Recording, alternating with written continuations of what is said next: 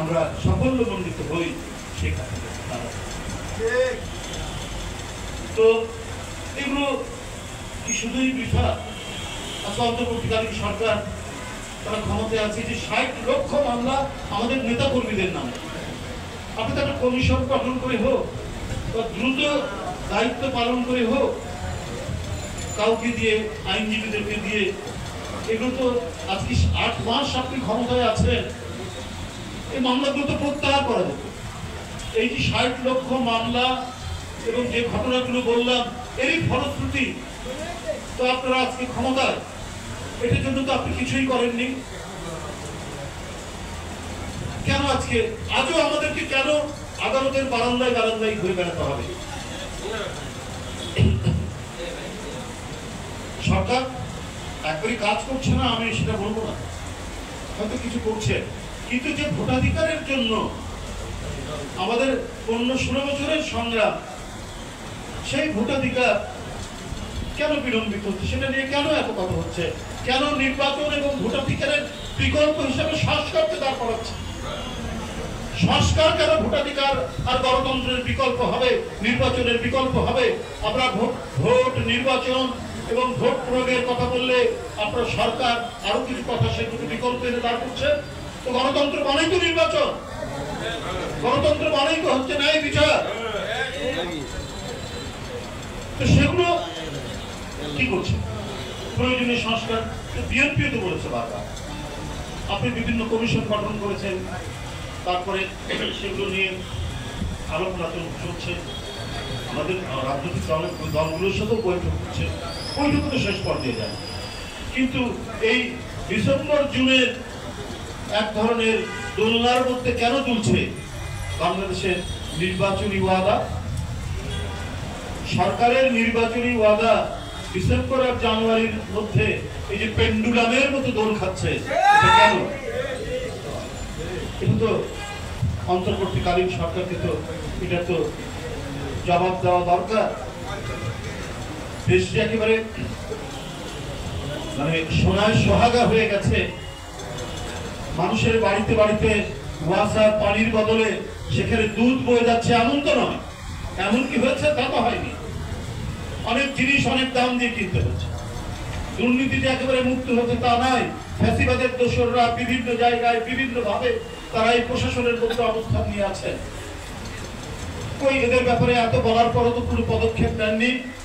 একজন সচিব জনপ্রশাসনের, তার নামে খবরের কাগজে উঠলো যে ৫ কোটি টাকা হলেই আমার চলবে, আমার আর বেশি দরকার নাই। তারপরেও তিনি বহাল তবিয়তে টিকে থাকেন এবং আমরা জানতে পারি যে বিএনপির সাথে সম্পর্কযুক্ত বা বিএনপির পরিবারের যদি কেউ প্রশাসনের কোথাও থাকে, তাকে কোনো গুরুত্বপূর্ণ জায়গায় তাকে বসানো হয় না, এর মধ্যে ভিডিও করেও তাকে সরিয়ে দেওয়া হয়। তার মানে কোনো একটা এজেন্ডা এবং পরিকল্পিত নকশার মধ্যে দিয়ে কে সরকার চলছে, এটাই তো আজকে মানুষের কাছে সবথেকে বড় প্রশ্ন। এই কারণেই তো আজকে এত ধোঁয়াশা তৈরি হচ্ছে। সুতরাং জনগণের সাথে ছলাকলা করলে এটা কিন্তু এর প্রতিক্রিয়া ভালো হয় না, এটা কখনোই ভালো প্রতিক্রিয়া হতে পারে। দেশকে এমন খুব ভালো চলছে, আজকে পলিটেকনিকের ছেলেরা রেল লাইন অবরোধ করছে। আমরা এর আগে কখনো শুনিনি যে কোনো ইনস্টিটিউশনের ছেলেরা তারা তাদের ইনস্টিটিউশনে স্ট্রাইক করে, তাদের দাবি দেওয়া নিয়ে আন্দোলন করে, রেল লাইন অবরোধ। আর যে পলিটেকনিকের সামনে রেল লাইন নাই সেখানে তারা সড়ক অবরোধ করে। তাহলে একটা সরকার ফাংশনাল করে তাদের কি দাবি, সেই দাবিগুলো নিয়ে কথাবার্তা বলে জনগণকে দুর্ভোগ পাওয়াতে হচ্ছে কেন?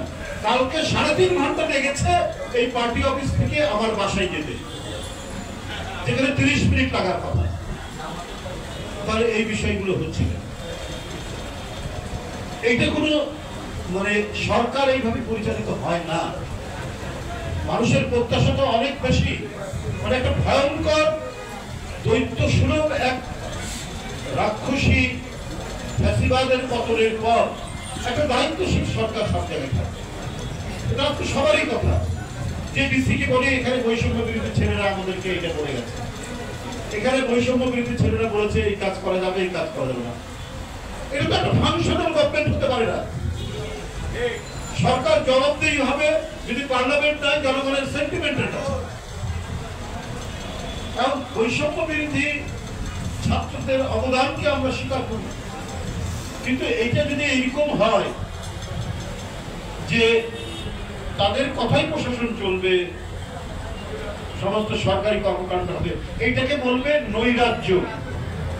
এটা যে দেশে নৈরাজ্য চলে সেই দেশে এটা এই ধরনের ঘটনা হয়। এই নৈরাজ্য কেন হবে?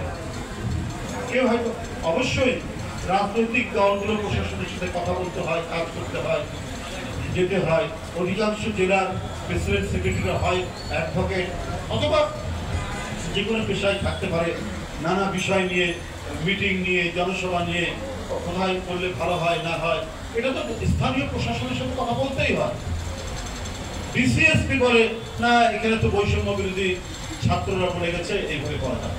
আরে তাহলে আপনার জনপ্রশাসন কেন? আপনাদের সাথে আপনাদের ক্লায়েন্ট হচ্ছে রাজনৈতিক দলগুলো।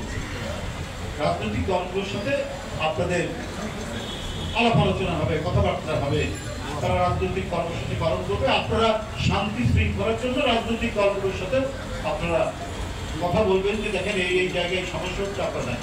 সেক্ষেত্রে ছাত্রনেতাদের সাথেও যে কথা বলা যাবে না তা তো কথা বলা যাবে, কিন্তু তারা যদি ডিক্টেট করে প্রশাসন, তাহলে সেটাকে বলবে তো নৈরাজ্য।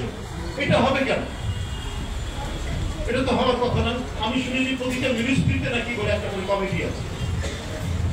তো এই যে 15-16 বছরের আন্দোলন, আমরা তো চেয়েছি একটা অবাধ সুষ্ঠু নির্বাচন, আমরা চেয়েছি আমাদের ভোটাধিকার নিশ্চিত করা, আমরা চেয়েছি আইনের শাসন নিশ্চিত করা। আমি যদি আজকে কোনো বিপদে পড়ি, আমি আদালতে গিয়ে ন্যায় বিচার পাবো। এটাই হচ্ছে একটা গণতান্ত্রিক সমাজ, এটাই হচ্ছে একটা গণতান্ত্রিক রীতি। আমরা সেটার জন্য সংগ্রাম করি।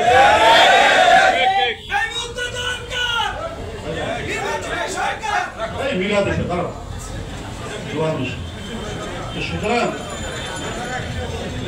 সেই জায়গাটাকে নিশ্চিত করার দরকার অন্তর্বর্তীকালীন সরকার। যাই হোক, আজকে যার জন্য এই আয়োজন আমি আর কথা বাড়াতে চাই না।